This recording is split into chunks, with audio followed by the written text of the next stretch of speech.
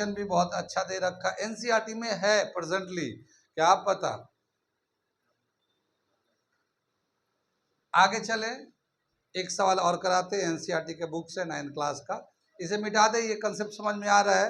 हल्के हल्के हम लोग चले जा रहे हैं इसी तरह से मंजिल की तरफ, ठीक है। कुछ लोग मंजिल आते आते रास्ते में छोड़ते जा रहे हैं, कोई गिरते जा रहा है, कोई पड़ते जा रहा है, कोई लुढ़कते जा रहा है, ठीक है। ऐसा ही होता है, रेस जब शुरू होता है तो बहुत लोग दौड़ते हैं और बहुत सारी बातें होती है। मंजिल तक जाते हैं तो कितने रास्ते में लुढ़क जाते हैं। वो लोग, जो लोग मंजिल पे पहुंचे तब जाके पता चलेगा कौन जीता कौन हारा, वो तो रास्ते में लुढ़कते जा रहा है, डिग डिग डिग डिग डिग डिग डिग डिग। ठीक है, ठीक है। ये अगला क्वेश्चन हम लोग करने जा रहे हैं।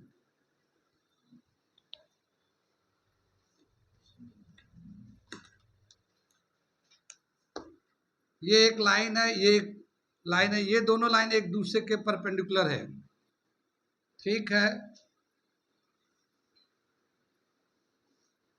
ये क्वाड्रिलेटरल है, ये एंगल 65 डिग्री का दे रखा है, ठीक है। यहाँ से डायगोनल ड्रॉ कर लिया, ये एंगल 28 डिग्री का दे रखा है, ये एंगल बताना है कितना होगा, ठीक है। यहाँ पे एक एंगल एक्स भी दे रखा है, तो हमें लेकिन y बताना है। What is the value of angle y? What is the value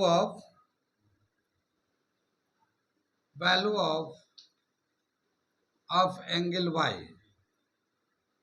ठीक है, चॉइस में दे रखा है ये हमारा, ठीक है। एंगल y का वैल्यू बताना है, कितना दे रखा है ये 42 degree, b 48 degree, c 53 degree, d 59 degree, ठीक है। ये फिगर दे रखा है, ये क्वाड्रिलेटरल है, इसमें ये लाइन इस पे परपेंडिकुलर है, ये एक्सियल एंगल है 65 है, ये डायगोनल है ये 28 है। हमें y का वैल्यू बताना है, सी आंसर होगा पक्का, तो इसका आंसर है सी। देखो ये 65 है और ये जो है लाइन जो है, ये जो एंगल होता है एक्सियल एंगल जो है ना, सम ऑफ इंटीरियर एंगल के बराबर होगा। यहाँ पे एक लाइन और भी दे रखा है, ये जो लाइन है इस लाइन के पैरेलल है, ये इसके पैरेलल भी दे रखा क्वेश्चन में, ठीक है। तो जाहिर है ये 65 है, तो अल्टरनेट एंगल बोल के ये वाला एंगल जो है 65 होगा ये। तो x plus 28 is equal to 65 के बराबर है, ठीक है। x is equal to 65 minus 28 is equal to 37, ये x का एंगल हो गया। लेकिन इस ट्रायंगल में ये जो ट्रायंगल है, इन तीनों एंगल का सम 180 होगा, तो ये तो 37 हो गया और ये 90 है, तो इन तीनों को प्लस करेंगे और फिर 180 के बराबर करेंगे, y को कैलकुलेट करेंगे, आंसर आएगा 53 डिग्री। आगे चले हम लोग, फिर और कराते हैं, उसके बाद जो है ना एक दूसरा कंसेप्ट बताते हैं, एक क्वेश्चन और कराते हैं। मैं याद है इसे, triangles, angles, line angles and triangle चल रहा है। ट्रायंगल को कॉन्ग्रुएंट कितने तरीके से कर सकते हैं? 4 तरीके से कॉन्ग्रुएंट करते हैं, ठीक है। 4 तरीके से कॉन्ग्रुएंट कर सकते हैं। क्राइटेरिया ऑफ कॉन्ग्रुएंसी, ठीक है। क्या दे रखा है? एक दे रखा है साइड साइड साइड, ये एक क्राइटेरिया होता है। दूसरा क्राइटेरिया है एंगल साइड एंगल। तीसरा क्राइटेरिया दे रखा है साइड एंगल साइड। ये इसमें जो है ना एक ये भी आता है AAS भी बोल सकते हैं इसको। और ये चौथा दे रखा है RHS, right angle hypotenuse on one side. ये 4 क्राइटेरिया है दो ट्रायंगल को कॉन्ग्रुएंट करने के लिए। जब दो ट्रायंगल को कॉन्ग्रुएंट कर देते हैं तो उनका corresponding sides and corresponding angles बराबर हो जाते हैं। तो जब भी कभी कोई चीज़ पूछता है दो ट्रायंगल में तो कॉन्ग्रुएंट की ज़रूरत है, कॉन्ग्रुएंट करके बनाते हैं। बहुत सारे सवाल बुक में दे रखे हैं कॉन्ग्रुएंट करके करने के लिए, लेकिन आम तौर पे टेस्ट के हिसाब से, ठीक है, टेस्ट के हिसाब से उसमें से कोई ज़्यादा सवाल नहीं है। एक दो सवाल है जो कॉन्ग्रुएंट से बनता है, तो वो मैं एक दो सवाल करके दिखाता हूँ कॉन्ग्रुएंट के बेस पे। ठीक है, एक सवाल दे रखा मैं करके दिखाता हूँ। जो सवाल देखिए कॉन्ग्रुएंट से ज़्यादा नहीं आता, कॉन्ग्रुएंट करो फिर उसका करस्पॉन्डिंग साइड बताओ, ऐसा कुछ नहीं आता। लेकिन एक दो सवाल है उसे मैं बता देता हूँ। क्या दे रखा है, वो दे रखा है ये एक आइसोसेलेस ट्रायंगल है, isosceles triangle A B C, ये साइड इसके बराबर है। बी ए को प्रोड्यूस करते हैं, बी ए को प्रोड्यूस करते हैं डी तक, ठीक है, डी तक प्रोड्यूस करते हैं such that A B is equal to A D and D को सी से ज्वाइन कर देते हैं। अब ये बताना है एंगल बी सी डी कितना होगा, angle B C D, the value of angle B C D, the value of angle B C D कितना होगा ये बताना है। क्या दे रखा है, एक आइसोसेलेस ट्रायंगल था A B is equal to A C है, B A is produce to D such that A B is equal to A D, ये दोनों लेंथ बराबर है, तो ये वाला एंगल कितना होगा ये बताना है, ये एंगल कितना होगा। चॉइस दे रखा है ए 60 डिग्री, बी 90 डिग्री, सी 80 डिग्री, डी 120 डिग्री। ठीक है, कैसे बताएंगे इसे, इसका आंसर पहले बता देते हैं कौन सा है, 90, बी आंसर है इसका, करेक्ट आंसर बी है इसका। कैसे देखो, ये जो साइड है ए बी जो ना ए सी के बराबर है, तो ये एंगल 1 ले लेते हैं और ये एंगल 2 ले लेते हैं, इधर वाला छोड़ देते हैं अभी। तो एंगल 1 जो है एंगल 2 के बराबर होगा क्योंकि आइसोसेलेस ट्रायंगल है। बी ए को ए डी तक ले गए तो बी ए जो है ए बी जो है ना ए डी के बराबर है, इसका मतलब ये वाला साइड, ये वाला साइड बराबर है, ये साइड जो है ना ए सी के भी बराबर था, तो इसका मतलब है in triangle A C D, A C is equal to A D, ये वाला साइड दोनों बराबर होंगे। जब ये दोनों साइड बराबर होंगे तो ये जो एंगल होगा इस एंगल के बराबर होगा, ये 3 है और ये 4 है, तो जब ये angle A C A D के बराबर है तो ये एंगल 3 जो है एंगल 4 के बराबर होगा। ठीक है, अब क्या बताया कि हम लोग लेते हैं triangle D C B, triangle D C B लेते हैं, तो एक एंगल 1 है ये अभी मिटा लेते हैं, ऐसे है ये angle 1 plus angle 4 plus angle 2 plus 3 is equal to 180 degree, है ना। ये देखो एंगल 1 ये बी की जगह पे है, डी वाला 4 है, और ये बी सी की जगह पे ये दोनों एंगल है, तो हमने दोनों को एक ब्रैकेट में करके ले लिया, और तीनों एंगल का जब सम करेंगे तो 180 का हो जाएगा। लेकिन एंगल 1 जो था एंगल 2 के बराबर है, एंगल 1 को हटा के 2 लिख देते हैं। एंगल 4 जो है एंगल 3 के बराबर, देखो तो हमने इसको 3 लिख दिया, और ये एंगल 2 एंगल 3 था ही था, ये 180 डिग्री हो गया। एंगल 2 2 दफ़ा आ गया, एंगल 2 2 दफ़ा, एंगल 3 भी 2 दफ़ा आ गया, ये 180 डिग्री हो गया। 2 को कॉमन ले गया, एंगल 2 प्लस एंगल 3 बच गया 180 डिग्री, 2 से काट दो 90 डिग्री, 2 3 दोनों को जब प्लस करेंगे तो ये वाला जो एंगल होगा ये पूरा हो जाएगा। तो एंगल बी सी डी जो होगा या बी सी डी कितने का हो जाएगा, वो 90 का हो गया, ये करेक्ट आंसर हो गया। कितनी बात समझ में आई। ये एक कॉन्ग्रुएंट ट्रायंगल के हिसाब से और भी थोड़े छोटे होंगे, मैं देखूंगा कोई अच्छा मिला तो फिर नेक्स्ट क्लास में करा दूंगा। अगला मैं एक दूसरा टॉपिक बताने जा रहा हूँ इसी में ट्रायंगल में ही, अब वो है इनइक्वालिटीज ऑफ ट्रायंगल। लेकिन जो मैं बता रहा हूँ कुछ पढ़ो या ना पढ़ो,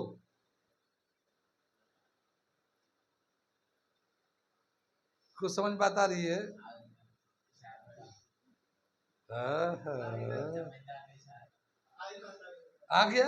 हो लंच लाए हो आज? ओके।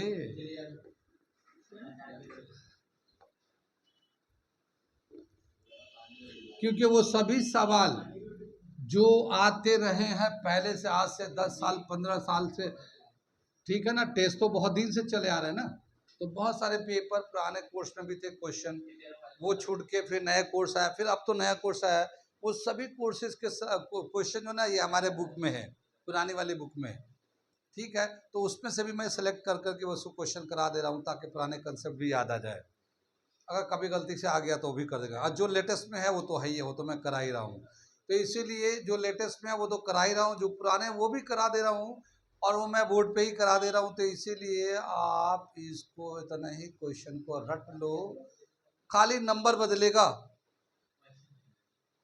नंबर बदलेगा, निकल निकल, ऐसे करके देख रहा, ऐसे लग रहा है जैसे मैं अजूबा बात कर रहा हूँ।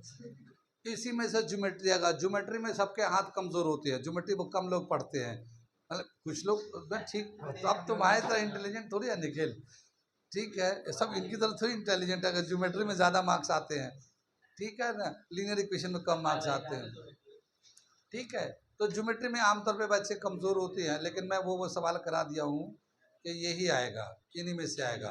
अगला एक कंसेप्ट करने जा रहे हैं, इन इक्वलिटीज ऑफ ट्रायंगल।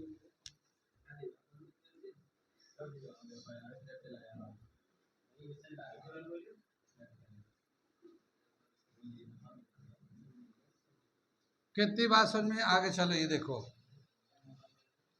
आगे चले, इनइक्वलिटीज ऑफ ट्रायंगल बताया क्या कि जो ट्रायंगल होते हैं उसमें 3 साइड होते हैं, और 3 साइड में या तो तीनों साइड इक्वल होगा तो इक्विलेटरल ट्रायंगल हो जाएगा, और उसमें सभी एंगल 60 के होते हैं, या फिर 2 साइड इक्वल हो, जब 2 साइड इक्वल होते हैं तो 2 एंगल भी इक्वल होते हैं, ठीक है, लेकिन अगर तीनों साइड डिफरेंट हो तो कौन एंगल बड़ा है कौन एंगल छोटा है, वो उसके उसी को बोलते हैं इनइक्वलिटीज ऑफ ट्रायंगल, ठीक है, तो एक थ्योरम दे रखा है, longer side has greater opposite angle, theorem है ये, लॉन्गर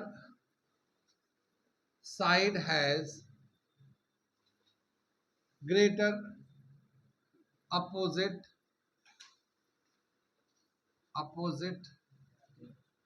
एंगल, ये दे रखा है ये, अगर एक ट्रायंगल लेते हैं, उनमें जो सबसे बड़ा वाला साइड होगा उसका अपोजिट वाला एंगल सबसे बड़ा होगा, जैसे मान लो ये एक ट्रायंगल है ये, ठीक है, A B C, where A B A C is, where A C is greater than A B, ठीक है ना, ये एक ट्रायंगल है ए बी सी, ए सी वाला जो साइड है ए बी से ज्यादा है, तो अब ये दो एंगल में कौन बड़ा कौन छोटा होगा, क्या बताया, angle B will be greater than angle C, क्योंकि ये वाला जो साइड बड़ा है इसके अपोजिट वाला एंगल जो है ना बड़ा होगा, longer side has greater opposite angle, जो साइड बड़ा होगा उसके अपोजिट वाला जो एंगल होगा वो बड़ा होगा, greater side has, longer side has greater opposite angle, कितनी बात सुन में, आगे चले, ये कंसेप्ट समझ में आ गया। अगला दे रखा है ये, एक क्वेश्चन इस पे करते हैं, ये मिटा दे, ये दे रखा है, ये एक ट्रायंगल है और A C is greater than A B, ठीक है, ये जो एक्सटीरियर एंगल है एक्स है और ये एक्सटीरियर एंगल वाई है, ठीक, अब क्या बोला है, चॉइस दे रखा है, X is less than Y, B X is greater than Y, C X is equal to Y, D none, ठीक है, इसमें दे रखा है, इस ट्रायंगल है A B C, A C is greater than A B, then what is the relation of X and Y,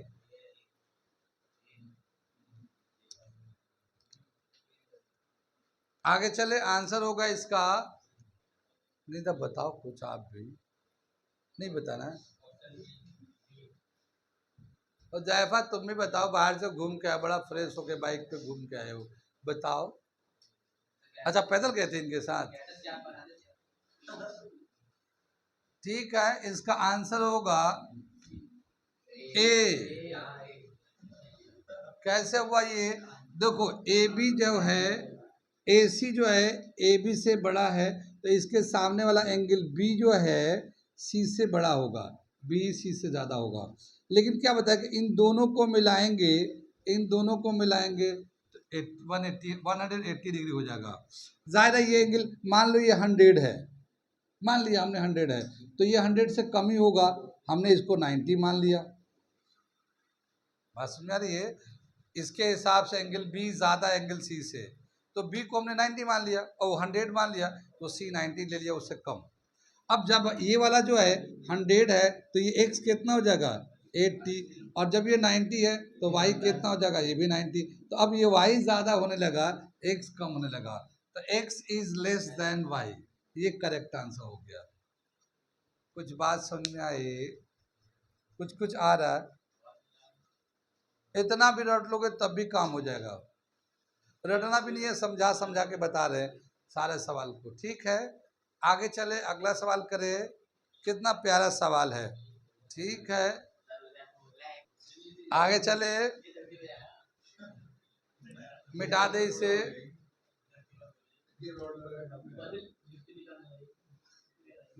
ये quadrilateral है, ठीक है।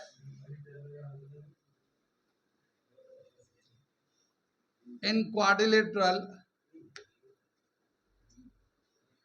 A B C D, AB is the shortest side,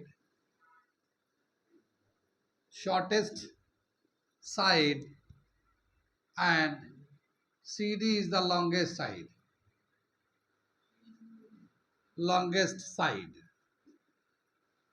Which is correct?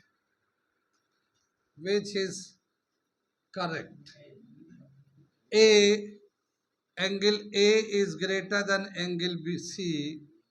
B, angle A is less than angle C. C, angle A is equal to angle C. D, none.